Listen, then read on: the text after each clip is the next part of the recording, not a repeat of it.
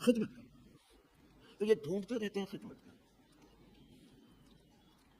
یعنی انسانوں میں جو کمزور طبقے ہیں ان کی خدمت کرو، فقیروں کی خدمت کرو، مسکینوں کی خدمت کرو، یتیموں کی خدمت کرو، بیواؤں کی خدمت کرو، بیماروں کی خدمت کرو، ناداروں کی خدمت کرو، سب کی خدمت. یہ گانوں کی خدمت کرو، بیگانوں کی خدمت کرو. یہ گانا بیگانا نہیں سمجھ کرو، اپنوں کی بھی کرو، پرائے کی بھی کرو، سب کی خدمت. خدمت کرنے والا یا گانا بیگانا کچھ نہیں، سب کی کرو. یہ اور بات ہے کہ اگر کہیں آپ کو اللہ والے کی خدمت کرنے گئے تو وہ مرتبہ ولایت پر ہے تو پھر وہ بہت ایک الگ چیز ہوتی ہے. پھر آپ نے اپنی دنیا آخرت دونوں بنا دیا. پھر تو جیسا کہ حدیث پاک میں لا یاکلوا طعامک الا تقی، دیکھو تمہارا کھانا نہ کھائے، کوشش کرو کوئی پرہیزگار کھائے، تو وہ ایک الگ چیز ہے. لیکن جب آپ کھلانے پر آئے تو سب کو کھلائیں، اسی میں کوئی پرہیزگار بھی کھا لینا. تو عرض یہ کر رہا تھا کہ اولیاء کی دو شانیں بیان کر دی گئی ہیں، ایمان اور تقوی. ایمان سے مراد ایمان کامل ہے اور تقوی سے مراد پوری طہارت ہے.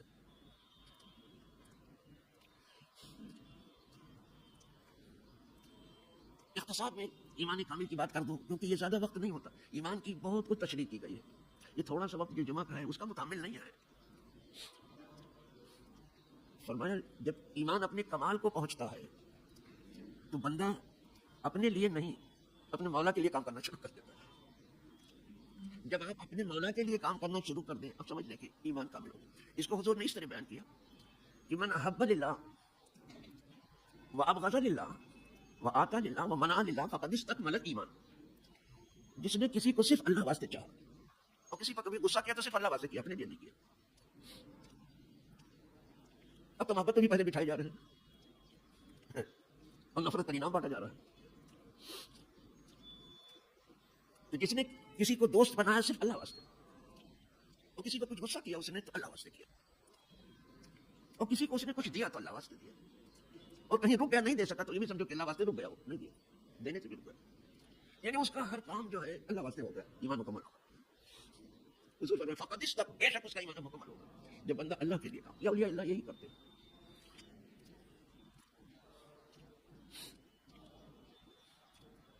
تو ایک شان تو ان کے اندر ایمان کامل کی ہے، یہ سن لیا ذرا سا اختصار میں آپ نے. دوسری شان شان تقویٰ اولیاء کی. تقویٰ کی بھی اتنی تعریف کی گئی ہے کہ کتابیں بھری پڑی ہیں. اتنا سمجھنا، کتاب بھری پڑی کی تقویٰ کیا ہے. لیکن اگر اس کو سمیٹا جائے تو اس طرح بیان کیا جا سکتا ہے کہ تقویٰ یہ ہے کہ جو کچھ اللہ نے کہا ہے کرو وہ کرتے جائیں اور جس سے روکا ہے اسے رک جاؤ. یہ تقویٰ ہے. یہ اختصار میں کہا خلاصہ ہر تعریف پہ یہی جا کے نکلے گی. یہ دو چیزوں کا، ایک کو امتثال امر کہا جاتا ہے اور دوسرے کو اجتناب النواہی کہا جاتا ہے. جن کاموں سے روکا رک جاؤ اور جو کرنے کو حکم دیا کرو، یہ تقویٰ ہے.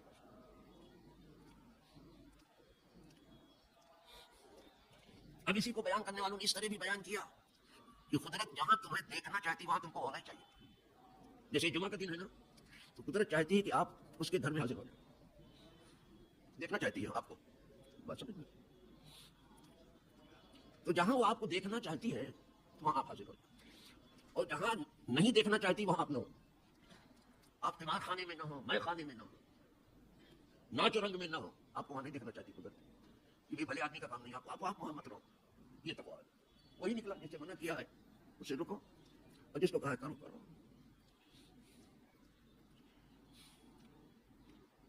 تقویٰ کی اور بھی تعریف کی گئی، جیسے ابو علی شاہ قلندر، بہت بڑے درویش ابو علی شاہ قلندر، نام ہی سن کے آدمی کے روٹے کھڑے ہو جاتے ہیں. ابو علی شاہ قلندر کہتے ہیں ہم سے اگر تقویٰ پوچھتے ہو کہ کیا ہے تو ہم تو یہی کہیں گے کہ لالچ چھوڑ دو. نہ کسی امیر سے کوئی لالچ رکھو اور نہ کسی شاہ اور شہنشاہ سے کوئی لالچ رکھو. لالچ چھوڑو. بہت اونچی بات کہی. کہا زہد کیا ہے، پرہیزگاری کیا ہے، کہا یہی زہد بھی ہے، یہی تقویٰ بھی. اب ان کے لفظوں میں سن لیجیے، زہد و تقویٰ چیز کا مرد فقیر جس شاہ ہوا اسے کوئی لالچ مت رکھو. یہ تقویٰ ہے. تقویٰ کے میں نے بچنا ہوتا ہے نا، لالچ نہ کرو. جسے کہتے ہیں یہ جانے کتنا رسوا کرتے ہیں آدمی کو لالچ. حدیث پاک میں تو یہاں تک آیا ہے کہ جب پوچھا گیا کہ علم کو سینوں سے کون سی چیز باہر نکال کے پھینک دیتی، کہا لالچ. فما اخرج العلم من قلوب العلماء، علماء کے سینوں سے علم کو کون سی چیز باہر نکالا؟ لالچ. لالچ کیا گیا علم. یہ کہتا چبھی لالچ کرو تو جاتے ہیں. لالچ نہیں ہوتی. یہ وہ علی شاہ قلندر کا تقویٰ کی تعریف ہے. زہد تقویٰ چیز ہے مرد فقیر، لا تمابودن سے سلطان امیر. ایک تعریف اور کر دوں، امام فخر الدین رازی رحمۃ اللہ علیہ تفسیر کبیر بہت سی جلدوں میں لکھ دیا ہے.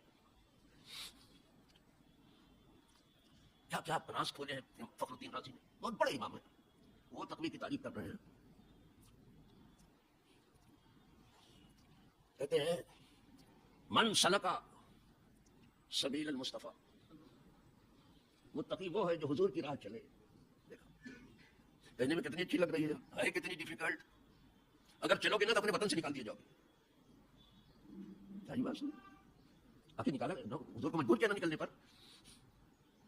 دیکھنے میں تو بہت آسان ہے. من سلک سبیل المصطفیٰ، وہ جو مصطفیٰ صلی اللہ علیہ وسلم کی راہ پر چلا. اللہ توفیق دے، وہ مضبوط پاؤں دے، مضبوط ارادے دے.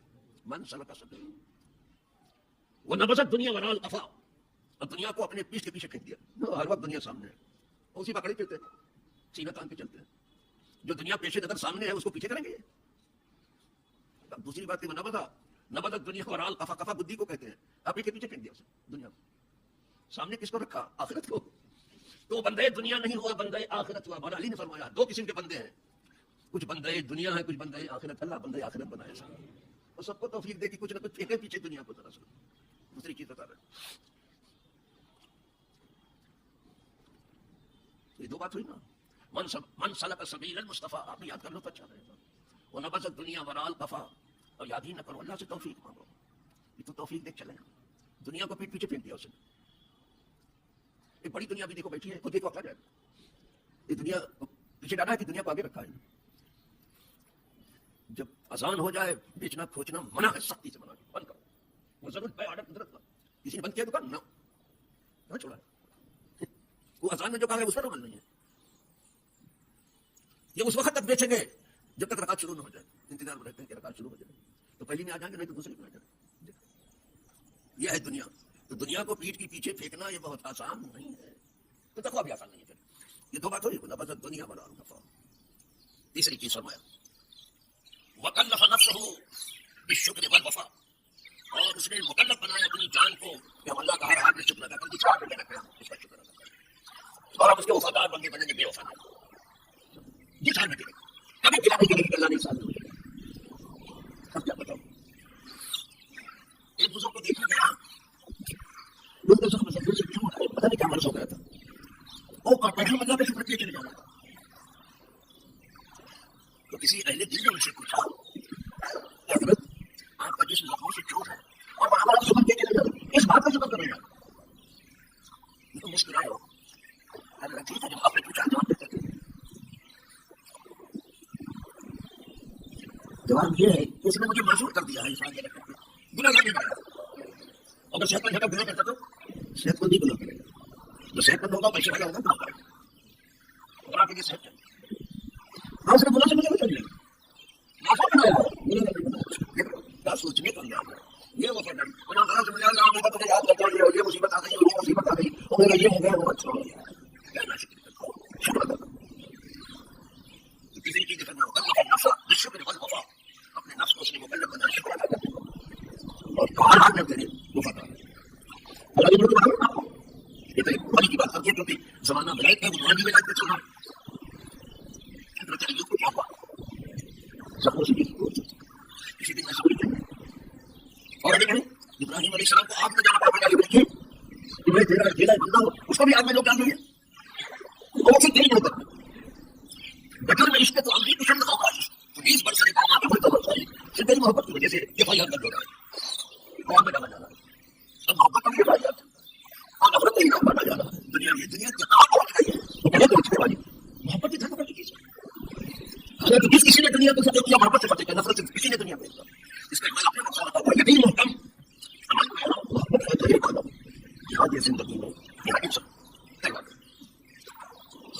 مضبوط ایمان، یہ محبت مضبوط ہے. ہمیں کہنے سے چلا بنا محبت کے بارے میں فاتح عالم دنیا محبت سے فتح ہوئی ہے، نفرت سے دنیا سے.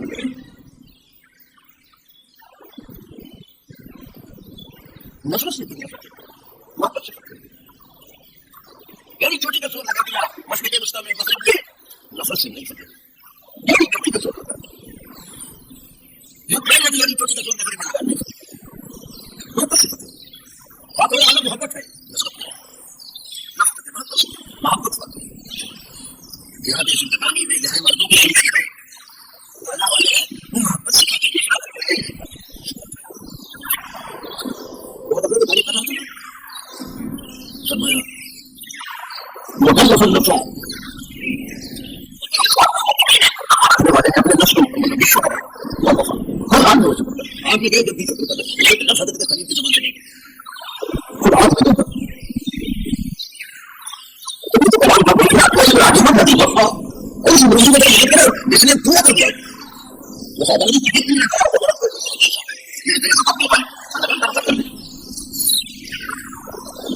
مکلف النفس والوفا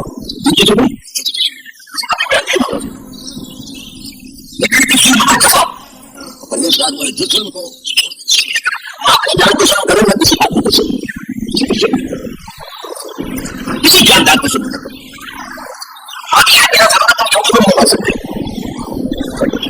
کیونکہ کسی کے سنے جملہ ہے کسی کہنے کے لیے نہیں سمجھنے کے لیے اللہ کو چوٹی کو نہیں مارو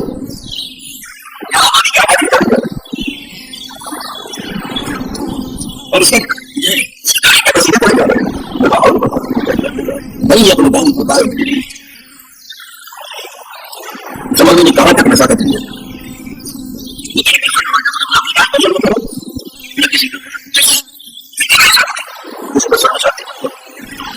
ظالم کو اللہ پسند نہیں کرتا ظالم کو اللہ پسند نہیں کرتا اور ظالم کو زیادہ مہلت بھی نہیں دیتا مطلب جلدی ظالم اپنے سر نہ ہو جائے اسی لیے مساجد مشہور ہے اتنی کھودنے والے کے سامنے کنواں ہے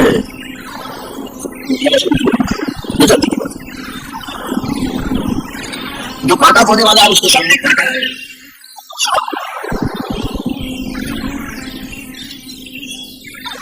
ظالم کو زیادہ مہلت ہے بہت سے اپنے سمجھ اسی سے ہم پھاڑ جائے گا نہیں کرے گا تو متقی کی تعریف کی گئی وہ ترک السلم الجفا اس نے سنگ چھوڑ دیا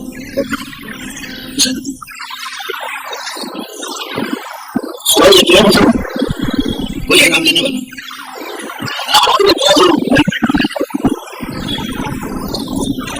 ہمارے نے کیا ظلم کو ہم آپ تمام ظالمین کی فہرست دیکھ لیں کوئی کرنا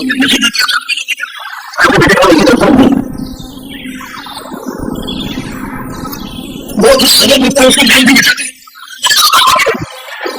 حضور کا کام باقی رہے بچے کی دنیا باقی ہے نہ مل جائے گا اسی کا لائن مٹائے حضور کا کام کرنے والا بھی بہت کام اسی نہیں کرتے لائن مٹائے لیکن میں مطلب کیا تھا ہر شیء غلط کی طرح سے مل جائے گا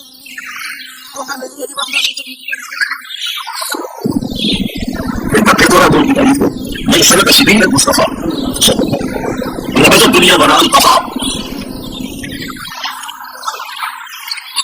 نفسه بشكر والوفاء وترك السلم بالكفر لیکن نتیجہ تو وہی نکلا کہ کیا کریں ہمیں قدرت نے کس لیے بھلائی کرنے کے لیے حکم دیا ہے تو تم بھلائی کرو گے تو بھلائی تم دیکھ کرو گی اور اگر تم برائی کرو گے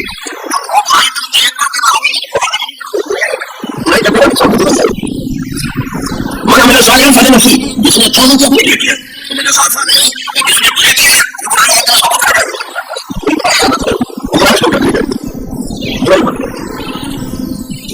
کرنے کی بات کر رہا ہوں برائی کرنے کی بات کوئی بات مجھے نکالنے منع ہے کہ بری بات مجھے مت نکالو کوئی بات مت کرو ایک آدمی تو کچھ اچھی نہیں اس کے بعد اور والا والوں کو بہت ہم اس لیے ہمارے آئیڈیا ہمارے لیے نہیں اللہ کے ہمارے لیے آئیڈیا اگر بولے سیرے کر دو گھر کوئی میں نے سنے یہ ہے گمبد کی سزا کیسی کوئی ایسی سنے کیا بات ہے آپ بری بات مجھے مت نکالو آپ غلط مت کرو جو میں مت کرو بہت بری بات مت کرو مجھے آپ کی نہیں کریں آج کے رنگ ڈالو تمہیں گھر ملے کچھ بات گمبد بہت لوگ دیتا ہے آسمان اتنا بڑا گمبد ہے نا کہ تم یہ گھڑی دیکھو گے تو کلو کا دے گا یہ آسمان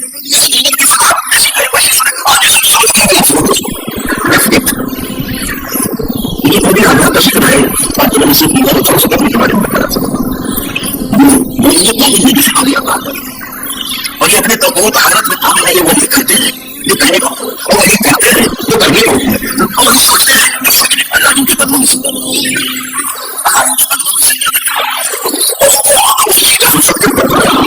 طہارت اور ان کے تقوی کا کوئی ٹھکانا نہیں ہوگی جو کرنے پڑ جب ہم سوچے کہ یہ ہے کہ اللہ قیامت کے دن ان جھوٹوں کے سکتے دنوں کی بھی کسی نے